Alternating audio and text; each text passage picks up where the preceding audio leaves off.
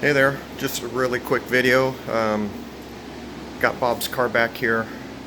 Had to make a small adjustment. I kind of screwed up on the wheel well opening over here on the driver's side. So I was so focused on measurements, on getting the rear end and the chassis all perfectly square. And when I replaced this patch panel here, I ended up with this bottom corner right down there was about 3/8 of an inch in. So the wheel well was tighter, smaller at the bottom on this side than it was on the other side. So I ended up, I tried beating it back. The paint ended up cracking. That sucked. Kind of expected that. I was just praying that it wouldn't.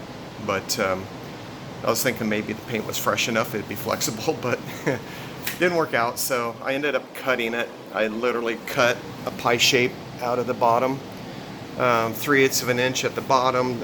The slice went up to about there on the body line, below the body line. So closed it back up, welded it up, did a little finish work on it. It met up really well, so it was all good. But we ended up sanding everything down and had to do a clear coat. I sprayed red down on this quarter panel where I did the repair, but then I just put a clear coat over the whole thing really quick. So a little bit of dirt. That's because I'm painting it in the garage. It'll all buff out. Nothing tragic. So yeah, we'll let this thing set up.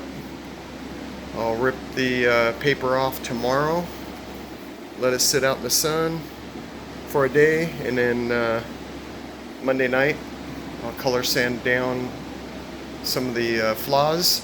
It's nice and smooth, so I'm not going to have to buff out any orange peel, luckily. I just got to buff out some of the dirt specks. But other than that, looking good. So also there's a few other things I had to work on. The blinkers quit working, but that was just a blown fuse from the carburetor choke. It was blowing the fuse. Honestly, I'm going to put it on a separate circuit, but I think it was just because the fuse wasn't big enough to handle the blinkers running and the choke running at the same time, so it popped the fuse. But we'll deal with that. And the next biggest thing is the gas tank sending unit. So I was able to actually run the car out of gas today before I started painting.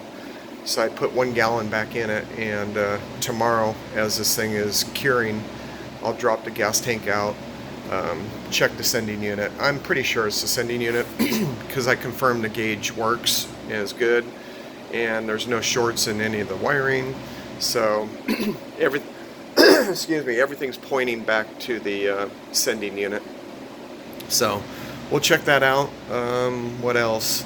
You can't see it, but there's new tires on it that are a little beefier. They kind of look like they're off a 70s Corvette wheel and tire as far as the size. Makes the car look much stronger, beefier. We have a little bit of wheel rub on the front that I think I can just take care of with replacing there's little, you probably can't see it, but it's rubbing on that bolt right there. So I'm thinking I'll replace that with a button head Allen. I'll replace this one back here as well, both sides, and that'll probably take care of that.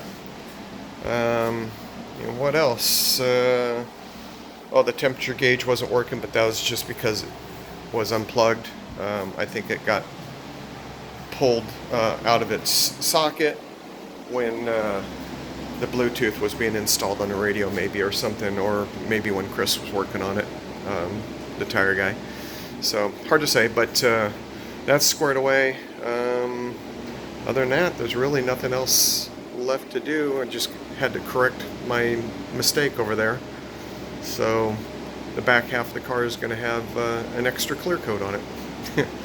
All right, that's it. See ya.